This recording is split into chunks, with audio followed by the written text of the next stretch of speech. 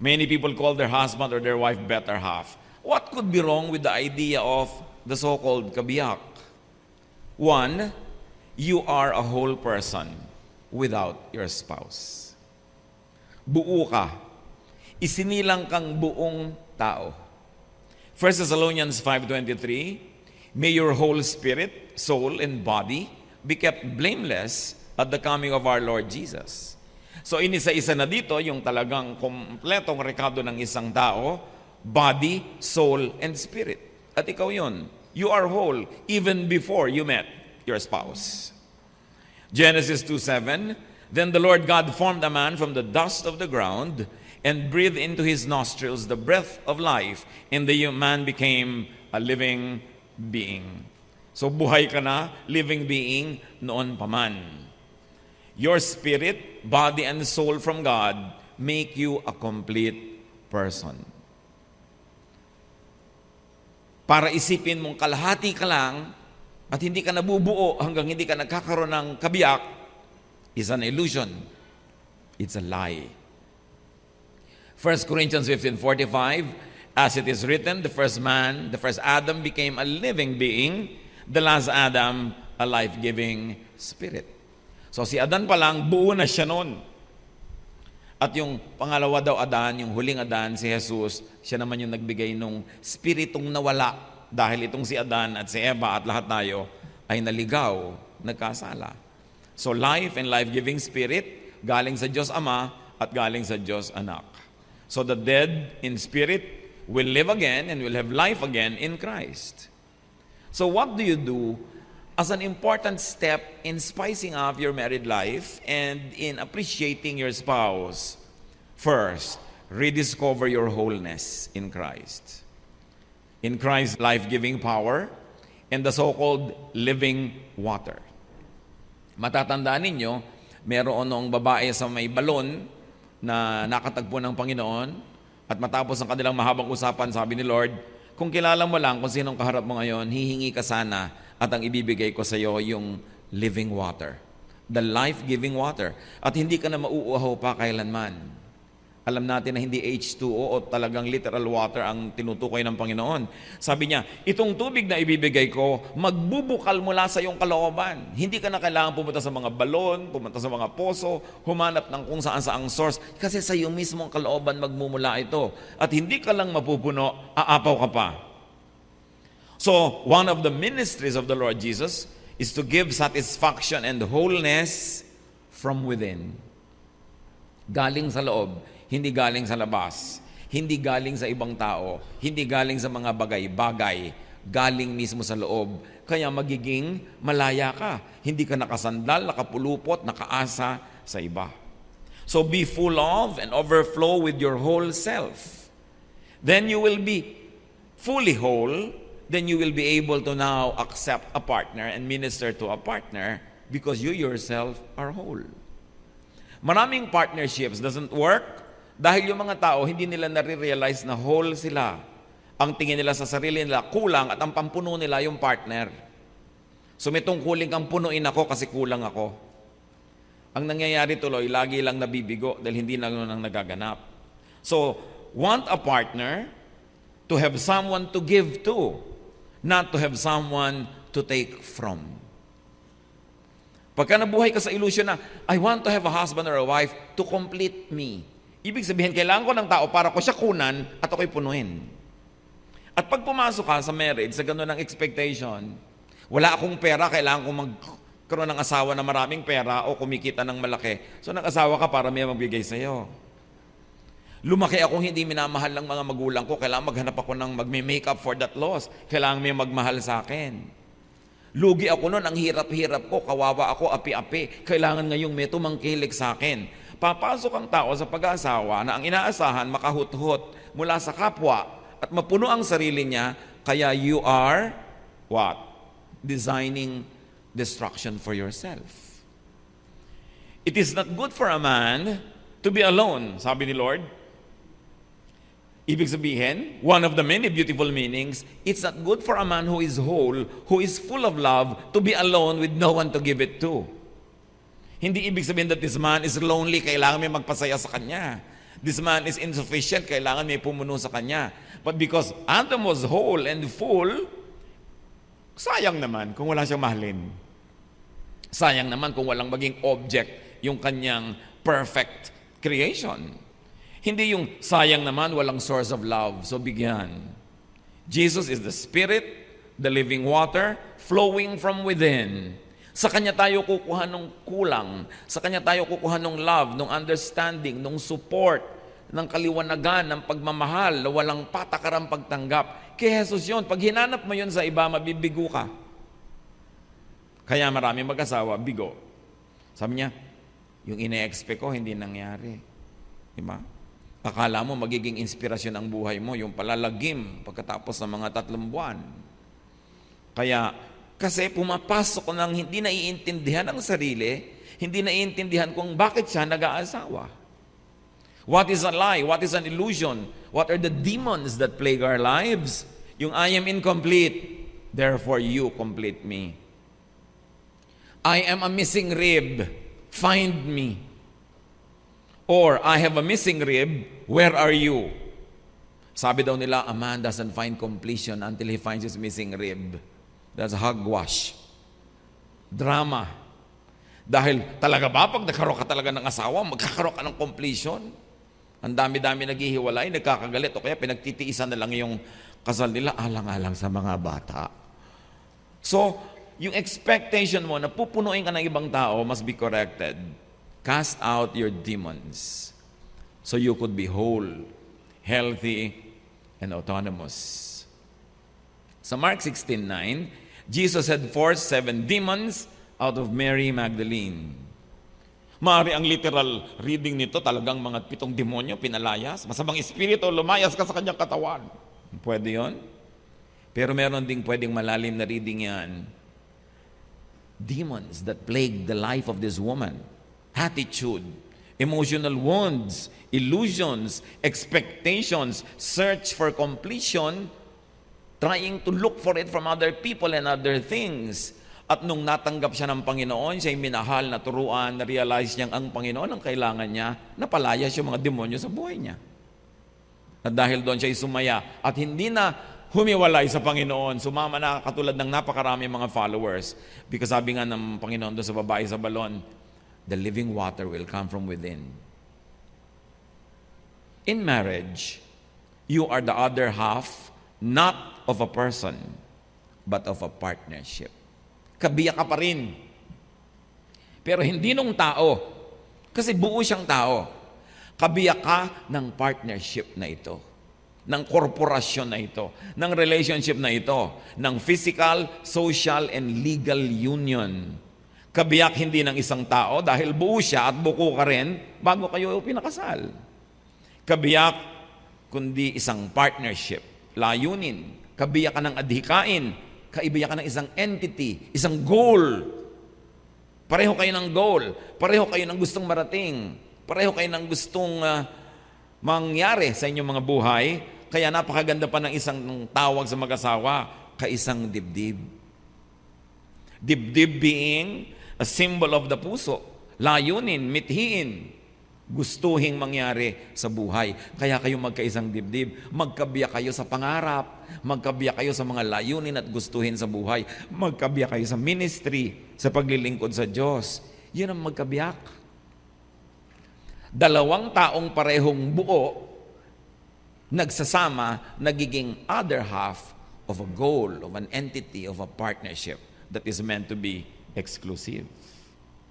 Matthew 19:5-6. A man will leave his father and mother and be united to his wife, and the two will become one flesh. So they are no longer two, but one flesh. One flesh suggests sexual exclusiveness, not loss of individuality, uniqueness, and personhood just because you got married. It's about partnership in enterprise, sealed by a commitment to sexual union and sexual exclusiveness. And that symbolizes and cements the oneness. So yung pagiging magkabiyak kayo dapat in spirit, sa layunin, sa kagustuhan, sa pangarap, talagang magkatuwang kayo. Pero hindi pwedeng kabiyak siya ng personality ko, yung wala sa akin nilalagay niya. Insecure ako, kailangan mapasecure niya ako. Magagalitin ako, kailangan nandiyan siya para may mapagalitan ako. Di ba? Yung maiinitin ng ulo ko, kailangan may pagbuntunan ako niyan at siyang uunawa sa akin. Yun yung wrong meaning ng kabiyak. Kasi gamitan yun. Kulang ako, punuin mo ako. Tapos, ang dami kong sobra ng ugali ko, kulang ka, itatambak ko sa'yo para mapuno ka at ako ang pumuno sa'yo. Therefore, hindi ka puno, pupunuin kita ng sarili ko.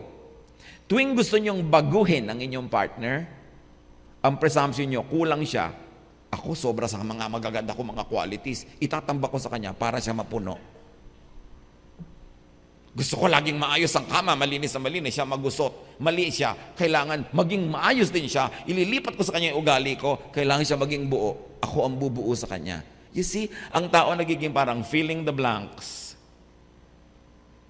Ayaw niya ng ganitong pagkain, kailangan itong kainin niya kasi itong gusto ko. Mali kasi yung gusto niya, yung gusto ko tama. Ayaw niyang manood ng ganitong pelikula, kailangan samahan niya ako. Kasi ito naman talaga maganda, wala siyang choice, at saka wala siyang taste. So, ginajudge mo ang iyong partner kasi hindi mo siya tinitingnan na buo. Naghahanap ka ng mga sa tingin mo, cracks, spaces, at doon mo isasaksak yung sarili mo para siya maging kamukha mo. That is not oneness. That is not marriage. That's the best way para kayo magkainisan at maghiwalay. You cannot and should not find completion through another person. Kahit asawa mo yon, kahit magulang mo yon, kasi nilikha ka ng Diyos buo. Paghanap ka ng hanap sa iba, parang sinabi mong kulang ka. Kaya maraming mga babae, sabi nila, pagka lumaki na hindi mahal ng tatay, o wala yung tatay lagi, ang nagiging mga nobyo, mga mukhang tatay. Mga parang tatay, naghahanap daw ng tatay figure. Sa palagay nyo ba, napapabuti yung mga ganitong babae? Di ba't palipat-lipat sa ilan ng tatay, ilang papa, ilang daddy, kulang pa rin? Bakit? Hinahanap niya yung wala sa kanya sa ibang tao. Samantalang nasa loob niya yon at ang ministry ng Panginoon, gisingin ka, yugyugin kang sabing, hindi ka kulang. It's a lie. Nandito ako, pwede kitang punuin, sa akin ka lang umasa, mapupuno ka. Yung paghanap-hanap ng mga nawala sa aking buhay, kailangan hanapin ko sa partner, nabibigo lang naman yon. Ang nagiging ending, papalit-palit, palipat-lipat. Katulad ng woman at the well. Nung sinabi niya sa Panginoon, ibigay niyo nga po sa akin yung tubig na yan para hindi na ako mauhaw muli. Ano sabi ni Lord? Tawagin mo asawa mo. Miss pa po ako? Sabi niya. Wala po ako asawa. At sabi ni Lord, tama. Kasi yung 5 lalaki nagdaan sa buhay mo, hindi mo naman asawa eh. At yung isang nasa bahay mo ngayon, hindi mo rin asawa. Tama ka, wala kang asawa. Bakit inungkat ng Panginoon yon? Hindi siya para ipahiya. Ang gusto na pala ng babae, yung water na hindi nauubos, gustong ipakita ng Panginoon, akala mo nasa lalaki ang buhay mo lagi ka nakapulupot, nakasandal. Kaya tamo, ubos din ang ubos? Hindi yan. Gusto mo talaga ng living water, alamin mo muna na hindi mo makukuha yan sa iba. Sa akin lang. Kaya inungkat. Hindi pwedeng hanapin mo ang kabuuan mo sa iba. Why not? And what are these 5 steps to trouble? Lalo sa mag-asawa, you will needlessly strain your spouse and yourself. Pag hinahanap mo na mabuo ka through that person, papagurin mo siya sobra. Gustong-gusto mo na aalala lagi ang anniversary kasi maalalahanin ka.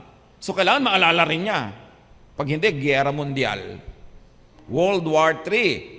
Naaalala ko, ba't di mo naaalala? Malungkot ako, dapat naaalala mo yan kasi gusto ko yan. You see, naaalala mo pala, di paalalahan mo siya. Hindi masaya yung mga babae sa sinasabi ko. No? Kasi gusto nyo talagang alala. Kasi gusto nyo maging babae yung asawa nyo eh. Hindi talaga maaalahanin sa ganun. Ngayon, mainam kung maalalahanin o kaya mag-adjust para sa kagustuhan nyo. Pero sa pag-a-adjust, siyang mag-adjust. Huwag niyong i-expect. Kasi mabibigo lang kayo, magdagalit kayo, hindi nyo man ipahiwatig yan, nagtatampo kayo doon sa loob. Yung matabangan sinigang, malamigang kape, di ba? Dahil may tampo kayo eh. Pagkasisiping na siya, pagod ako. Oh, Kasi hindi naalala yung birthday nyo, hindi naalala yung anniversary. Tampo-tampo ka, tampo ng tampo. Alam niyo yung tampo ng tampo, isa lang sinasabi niyan, kulang ako, ba't di mo ako pinuno? Kay lalaki, kay babae yung nagtatampo. Hindi naman ito lisensya para sa mga lalaki na wala nang maalala, no? Pero dahil lang unawain mo yung partner mo, buo yan no, na pangasawa mo. Huwag mong ibahin. Mabibigo ka. At pag nabigo ka, may inis ka. You will fail and be frustrated. Hindi nangyayari yung babaguhin siya ng aking pag-ibig. Walang ganon. Sa sine lang yon. Pag nagpakasal ka, ang goal mo, baguhin siya, magtayo ka ng bahay ampunan. Magtayo ka ng charity work. Pero yung mag-aasawa ka, tatanggapin mo siya na buo. Warts and all. Para kayo magtagal. And then, syempre, mabibigo ka. Kasi hindi nangyayari yung gusto mo. You will foolishly blame your spouse. Ba't di ka masaya? Kasi siya, hindi ko naalala. Ba't di ka masaya? Kasi siya, ganun. Kasi siya, ganun. Babae at lalaki, ganyan yon. Hinga ng hinga sa mga kaibigan, sa mga kamag-anak. Lumalaki tuloy yung gulo, nagkakaroon ng kampi-kampihan. At pag patuloy mo siyang laging sinisisi, you will develop resentment. Bakit ba ako nakapagpakasal dito sa pintor na to? Puro pagpipinta inaatupag, hindi kami yumayaman. Ang mga dati kong classmate, mga pinsan ko, mga may kotse na, may bahay na, kami wala pa. Kasi siguro yung napakasalan nila, mahilig gumawa ng pera. Yung napakasalan mo, mahilig magpinta. So either you change husbands, or you change your attitude. Mabuti ngayon kung yung asawa mo ang mag-isip na, papalitan ko nga ito para pasayahin yung asawa ko. Pero kusa yan, hindi yan naiutos.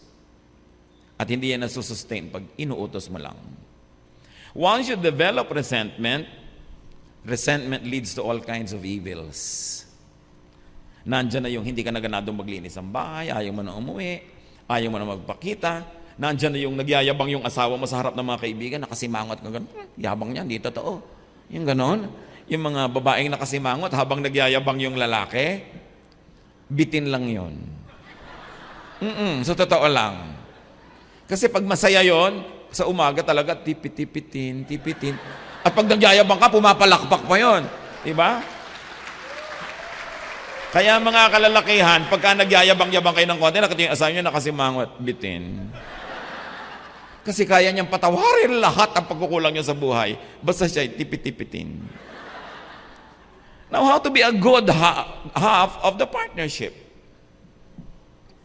Not half of the person, ha? Whole siya, whole ka rin. But you are half of the partnership. Be a good one whole yourself. Kailangan muna you are at peace with yourself.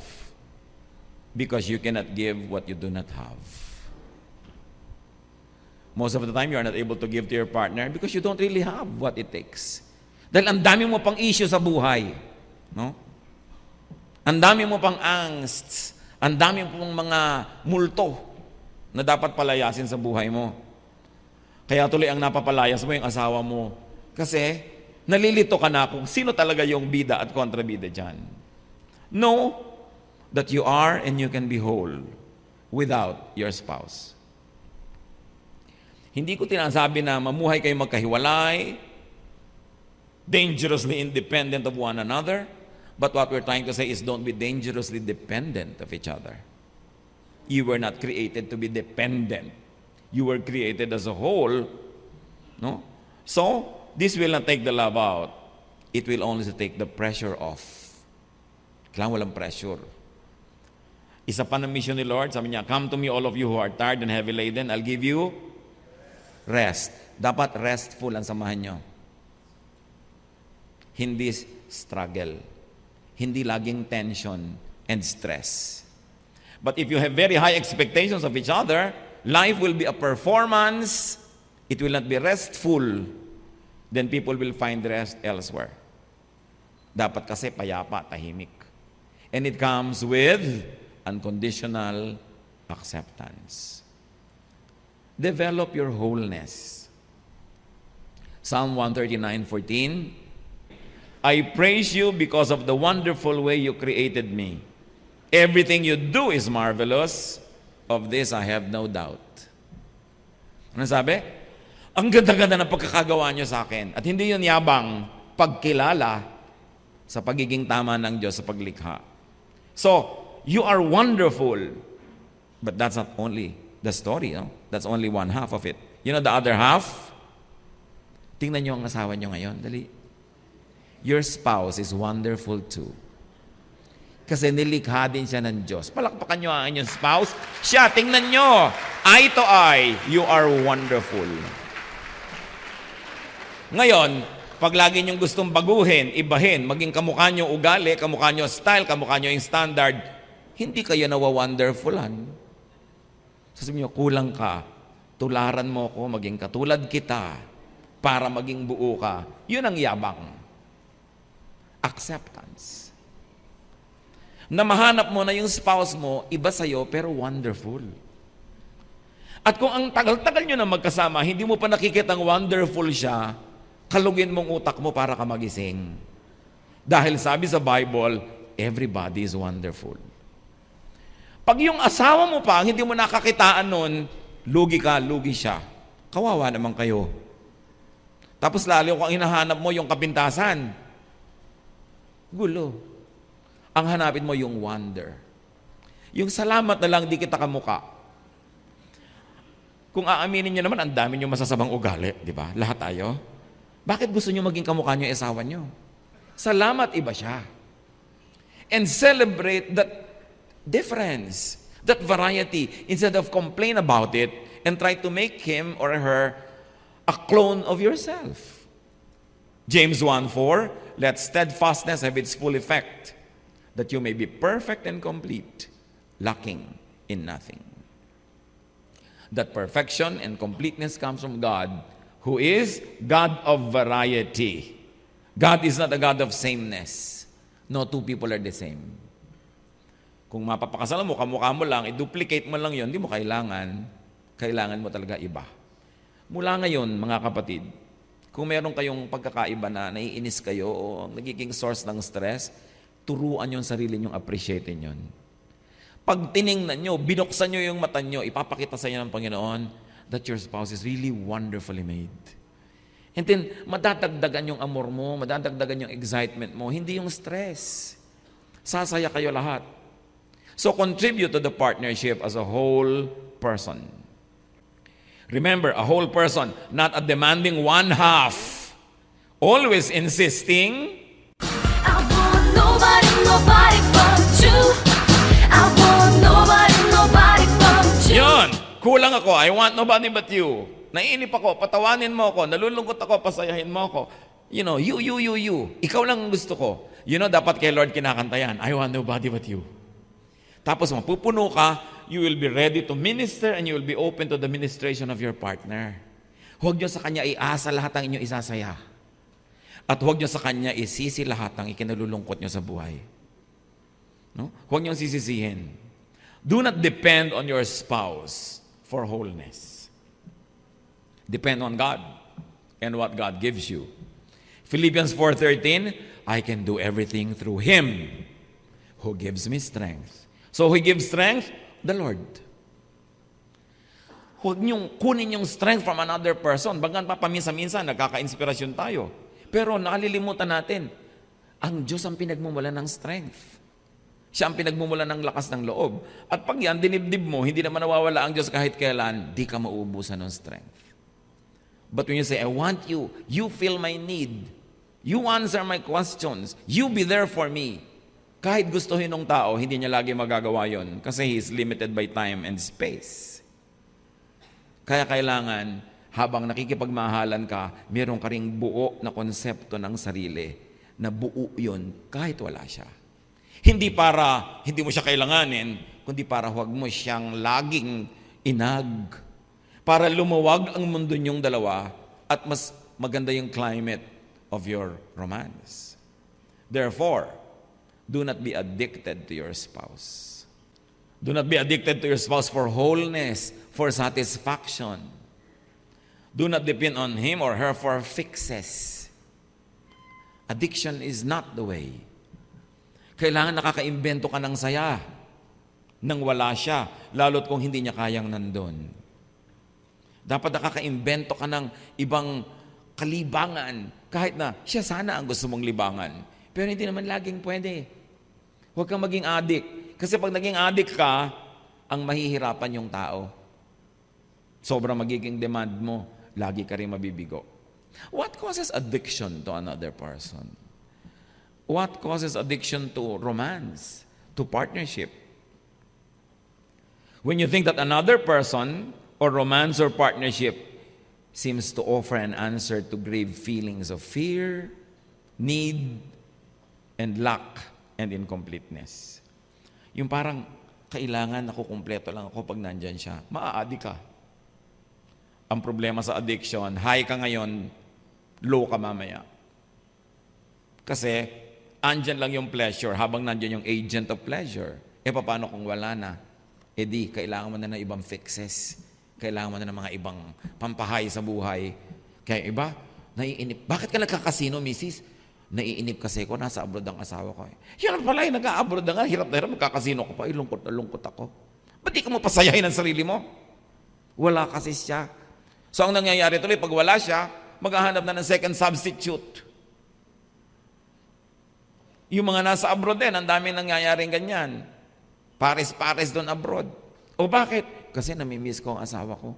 Paano? Sinanay mo yung sarili mo na kung wala yung asawa mo, hindi ka na nakatayong puno. Para kang baging, kailangan mo lagi ng balag. Kailangan mo lagi ng pupuluputan. Paano kung wala? Hindi pupulupot ka kahit kanina lang dumaan. Mahirap yung dependent ka on other people. Yung sinasabi natin ito na emotional autonomy is not to declare to your partner, I don't need you. Pero dapat meron kang sariling matigas, matining na gitna, na loob, na center. Nandyan siya o wala, nakatindig ka. Pero mas masarap na nandyan siya. Kasi nasisira yung pagkatao mo pag sobra kang addict sa yung partner. This expectation is doomed to fail.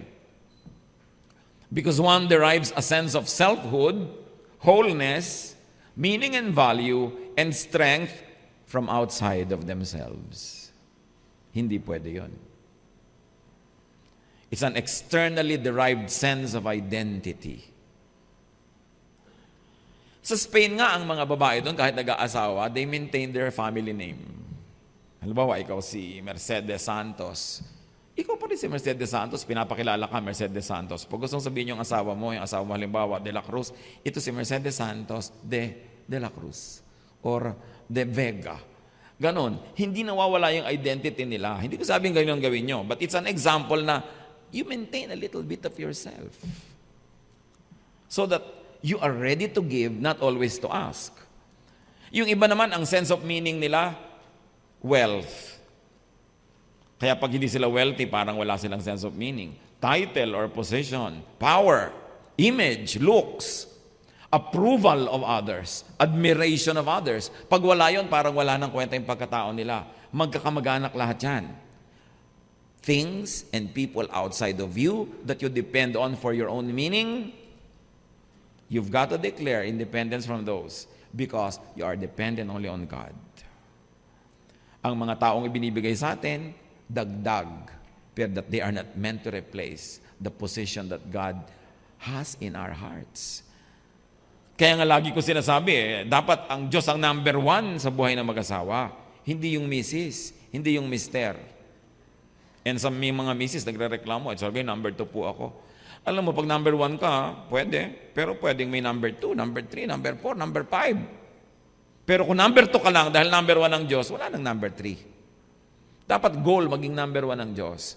Kaya priority ng mag-asawa to keep themselves together is always worship God together, to grow spiritually together. Because as long as God is the center of your life, you will be whole. You will be full. It's a goal. Pag sobra kang umaasa sa asawa, stressful.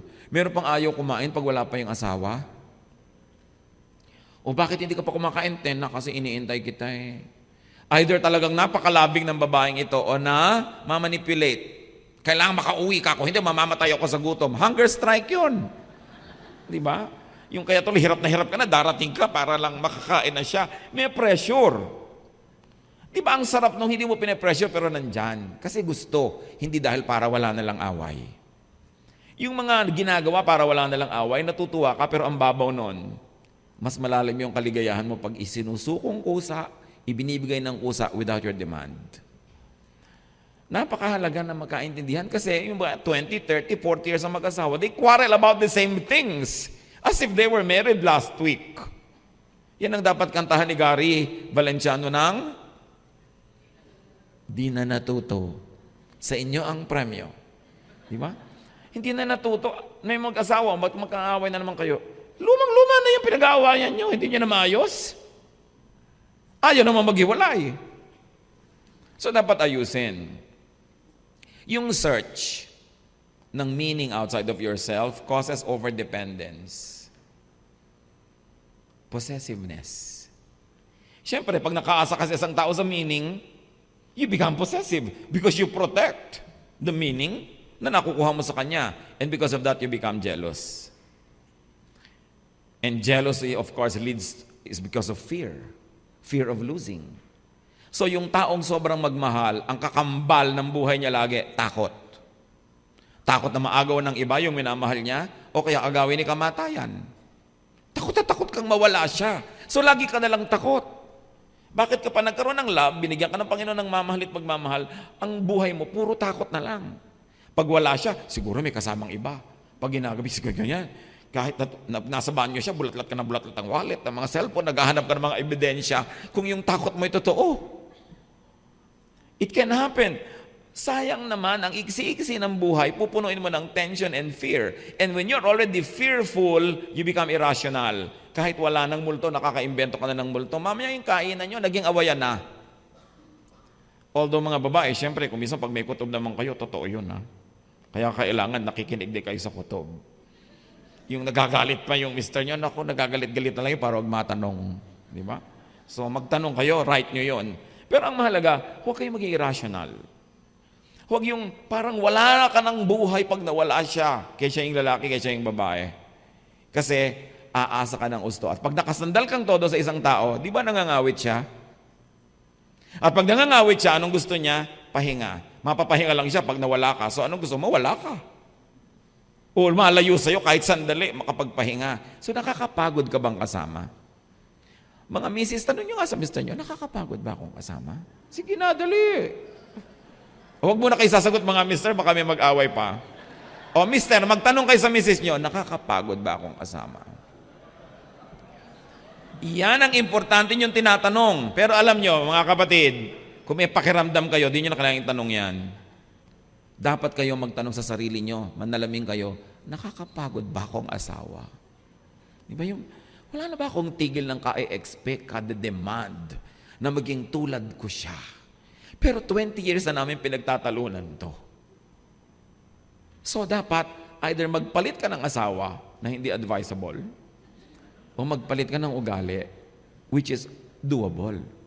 Magpalit ka ng mga expectation, but you won't want to live all your life until your dying day quarreling about the same things. Dapat maiba. Pagka ang tao nagkaroon na ng irrationality, violence is not far behind. Kaya dumadating na yung nagsasapukan, nagbabatuhan na ng mga cellphone, ba? Hampasan ng sandok. At pag namamalaan siya yung asawa mo, huwag mong aawayin. Diba? Kaya maraming may mga paso. Frustration, dissatisfaction, disillusion. Yung ba sabihin, ba't ba ako nakapag-asawa pa? Tama si nanay. Kasi nagkaka-disillusion. Why? May expectation ka kasi, tas hindi yun nami-meet. Then there's a sense of failure and betrayal and vexation. The better half becomes the bitter half. Heaven becomes hell. Love becomes non-love, or worse, hatred. It is so easy to hate the one you used to love. Pagkamali ang pakulugan mo sa love, that you are in my life to make me feel good, to fulfill my dreams, to meet my expectations.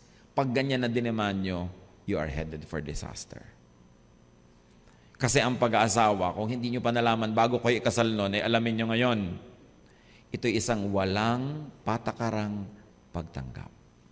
Sige nga, sabihin nyo nga sa asawa nyo, magpalitan kayo, tinatanggap kita na walang patakaran kahit starting today. Sige nga, kausapin nyo nga. Huwag kayong corny, sumunod kayo sa instruction. Sabihin nyo yan. Ha? Pero kailangan holding hands. Look into each other's eyes and say, tinatanggap kita kahit ngayon pa lang nang walang patakaran. Huwag kayong tumawa-tawa dyan, gawin nyo. Yung iba sa inyo, nahihiyala kayo, yung pong gawin eh. Kahit baduy, gawin nyo. Kasi, ba't pa kayo nag-asawa kung di nyo tatanggapin? Diba? Ngayon, kung gusto niya na mawala, itulak nyo na dyan sa bangin. May bangin dito eh.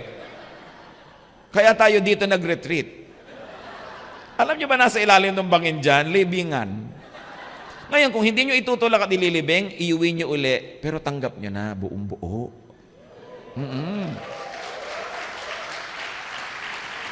Kahit na tuwing hihiga siya, nalulukot ang buong kama, di bali na. Di ba? Hayaan mo nang malukot. No? Ang masama yung relasyon yung lukot. Kahit makakalimutin sa ganito at ganon. Yung mga babae naman, siyempre, ang daming mga mamunting maliliit na bagay, laging hinihingi. Ibigay nyo na para tahimik ang mundo. Kaya nyo naman eh. Di ba? Yung ibang mga lalaki din eh, may pride pa, ayaw pa daw, di ba? Gandahan ang pamamalansya. Gandahan nyo na pamamalansya nyo para masyahan ang mga misis ninyo. Yung iba, akala mo noon, babawasan ang pagkalalaki pag binagbibigyan yung asawa. No, mas nagbibigay kayo, mas tumitimbang yung kahulugan na kayo talaga yung padre de pamilya. But don't be over-dependent. Dependence brings about addiction. And the cycle will just keep repeating. What are the deeper reasons for addiction? At ito, addiction sa tao, addiction sa bagay, addiction sa drugs, sa mga bisyo. People become addicts because they derive their identity from a bruised, wounded, deprived past, from a nagging need and want. Nagiging addict ang mga tao pag meron silang victim mentality. I was a victim. Marami kong kulang nung araw, kailangan punuin mo yan ngayon. Then, maa-addict ka doon sa nagbibigay sa iyo nung pleasure na yon. At pag na-addict ka na, sasakalin mo na siya, dadaganan mo na, pipilitin mo na, pupuluputan mo na hanggang kumulagpo siya dahil na sasakal na siya. Kaya it doesn't work eh. This state is a living present hell that people need to be saved from. You are not your past. You are your present. So huwag nyo nang dalin sa today lahat ng mga hinagpis, lungkot, galit nyo sa mundo nung araw. Kasi ang tendency, ang gagantihan nyo, yung katabi nyo. Yung kapartner nyo, na walang kamuang-muang sa mga nangyari sa inyo nung araw, tapos siyang gagantihan. No. Kaya ang itinuturo sa atin ng Biblia, forgive. Lahat ng mga atraso sa inang nakaraan, patawarin mo na. Huwag mo nang bitbitin hanggang ngayon, kasi pag ang dami mong dala, yung asawa mo, mapipilitan kang tuwangan at tulungan, pati siya mapapagod. Dapat bitawan yung mga emotional baggage. Yung mga galit mo nung araw sa nanay mo, sa tiya mo, sa stepfather mo, stepmother mo, sa kapitbahay niyong masungit, sa tita mong nangungurot, lahat yan, huwag mong iganti sa iyong asawa. And don't say, I'm a victim, I'm a patient, you have to be the nurse. Kasi sobrang demand yun. Kaya kasama ng wholesome na pagsasama, forget the past. Forgive everybody in the past. Clean slate. Then magaan ang dugo mo, magaan ang buhay mo, magaan kang kasama. Gaganda ang inyong relasyon. Yung iba naman, kaya ganyan ang ugali. Sabihin, kasi nung araw, ganito yan eh. Lagi na lang ba yun? Minsan lang nangyari sa inyong buhay nung araw yun. Habang buhay nyo na bang uungkat-ungkatin, aalalahanin, parang nagre-replay, then ang effect pa ulit-ulit. At ito nga yung lugi dyan eh. Yung asawa nyo na pagbubuntonan ng lahat. Hindi naman siyang gumawa. So, forget the past. Forgive people. And also, don't think too much about the future. Utos din niya ni Lord, ha? So, don't be anxious about tomorrow. Tomorrow will be anxious for itself.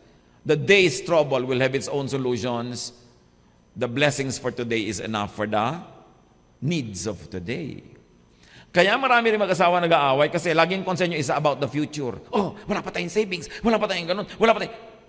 Kailangan mo na ba ngayon? Hindi pa. Huwag ka mong awayin ngayon. Hindi pa pala kailangan eh. Ang totoo, kung nabubuhay tayo mga kapatid sa yung today, ayan, ngayon, anong oras na? Tingnan nyo, anong oras, anong minuto? Ano pa talaga ang problema nyo? Wala naman, di ba?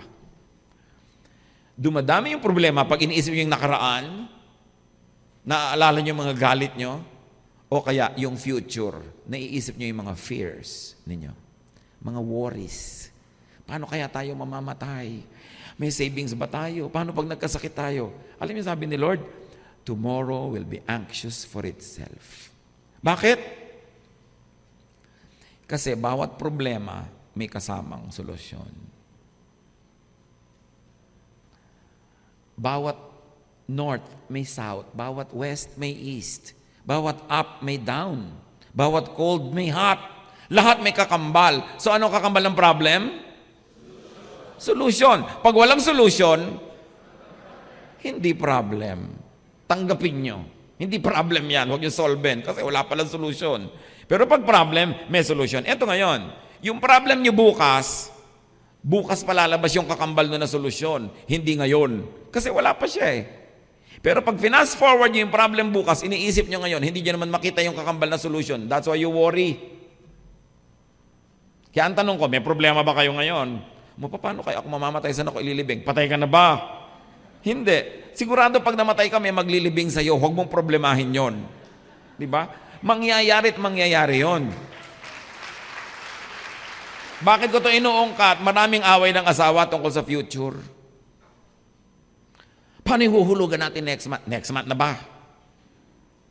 Hindi ko sinasabi huwag kayong magplan o magtrabaho. Because if you do your today well, tomorrow will take care of itself. Just do your work well now. Just live well now. Huwag mo fast forward yung mga problema, tinatambak mo sa asawa mo. Meron pa, pag nag-asawa ko, namatay ako, mag-aasawa uli. Pati ba naman yung sinasakop nyo pa? Hihilahin kong paa mo pagka nag-asawa ka. Sasama ako sa honeymoon. You know? Pagka ganun kayo, anong inaasam nyo na katahimikan sa buhay na ito? Live for today. Do it well, tomorrow will take care of itself. And not only that, God will be there tomorrow. So, huwag nyo nang pag-aawayan at uungkatin yung tapos na. Pwede ba? Magsumpaan kayo ngayon. Sige. Yung tapos na, wala nang ungkatan. Dali, hindi ako tutuloy pag hindi kayo nagsusumpaan na ganyan. At dibdibin nyo, ha? In your own words. At siyempre, alam nyo kung anong tinutukoy nyo na nakaraan, ha? Kanya-kanyang nakaraan yan eh. So, dapat sabihin mo, wala nang ungkatan. Sige nga, I'll give you some time. Say it. Huwag, teka, magkali naman tayo. Huwag nyo sabihin, huwag mo na uungkatin yung ako, ha? Ikaw sabihin mo, ako hindi na uungkat. Yun, ha? O sige. Hindi utos ito. Volunteer, walang ungkatan. Go! Pero wala na ring ulitan, ha? Dapat wala nang ulitan. Walang ungkatan, walang ulitan. Okay? Ha? Deal? O deal? Pag hindi naman, sayang naman yung katatayo ko dito, gininaw na ako, tapos yung pala, wala ring effect sa inyo yan. Kailangan walang ungkatan, walang ulitan. Diba?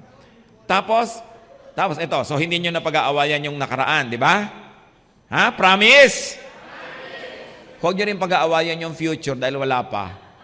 Pag dumating na lang doon, tas saan yung problema, hindi na tas doon kayo mag-aaway. Pero wala pa ngayon, huwag nyo pag-aawayan yung future. O sige, magsumpaan kayo. Dali. Walang pag-aawayan na future. So ngayon, tatanungin ko kayo, right now, while you're seated together, meron ba kayong problema? O, so wala kayo dapat pag-aawayan. Bukas, marirepeat yung today. Kasi yung bukas lang ang haharapin nyo pag nandun na yung bukas. Kakalimutan nyo rin yung ngayon. Kakalimutan nyo sa makalawa pa. Yun ang tatahimik ang buhay. Yun ang sabi ni Lord, no? Salvation. Salvation from the past. Salvation from the oppression of the future. Live for today. That's why the Lord says, today is what is important. Pag kayo nabuhay for today, ang daming mawawalang bigat sa inyong buhay. At bakit nyo dapat alisin? Kasi habang hindi nyo inaalis, dinadagan nyo rin naman sa partner nyo yon, hindi nyo rin sosolohin. Kaya gumugulo ang buhay. Identify yourself with the blessings of today, not with the deprivations of yesterday, and not with the concerns and worries of tomorrow. Kailangan, because identified wants and deprivations of the past, people tend to look for the answers in their partners. They search for their missing rib. Nagiging rip-off tuloy. And then they search for that soulmate. Nagiging checkmate ang buhay. Kasi hinahanap mo yung soulmate. Ano yun? Wala yun. Yung sarili mo, ang soulmate mo, kasi ikaw ang dilikha ng Diyos na buo. Huwag kang maghanap ng maging shot, ikaw, match na match. It's a lie. Huwag kang maging sobrang romantic at madrama. Don't seek completion because it's unending and the demands are very high. Completion is in God. So, anong dapat natin gawin? Naghahanap ka lagi. When you always look for the answer to your partner, don't forget that your partner could also be looking for an answer. So nobody will answer anybody. Magiging ka lang selfish at gagamitin mo siya for your ends. What is the result? When you're addicted to someone and you want someone to please you want to change one's character. You know, wanting to change one's partner. Kung gusto mo siyang palitan, papalitan mo siya. No? Gusto mo siyang palitan mo yung ugali niya.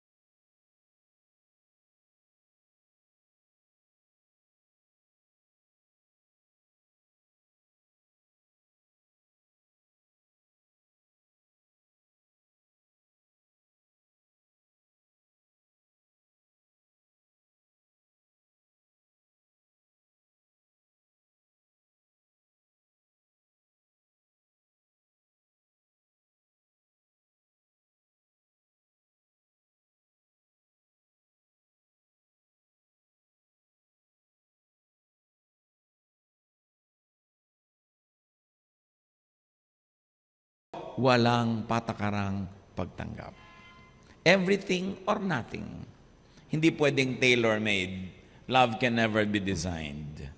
So, either you change one's partner, or many people look for many part-time partners, or they keep changing partners, like the woman at the well. So, tanggapin. Kahit naman palitan mo, yung makukuha mo uli, hindi na naman yun ang perfect ideal mo, wala ka lang tigil. Hanggang butot balat ka na, inaago ka na ng kamatayan, naghahanap ka pa, Facebook ka pa ng Facebook, I'm single. Diba? Yung nakakalat ka pa sa lahat ng bar, may tungkod ka na. So kailangan, yan na yan. Kung ano binigay na sa inyo ng Lord, yan na. Diba? Yan na yan. Sabihin mo, ikaw na talaga. Dapat.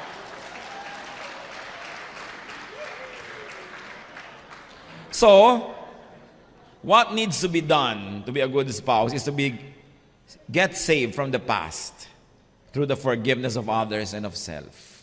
Yun ang binabanggit natin kanina pa.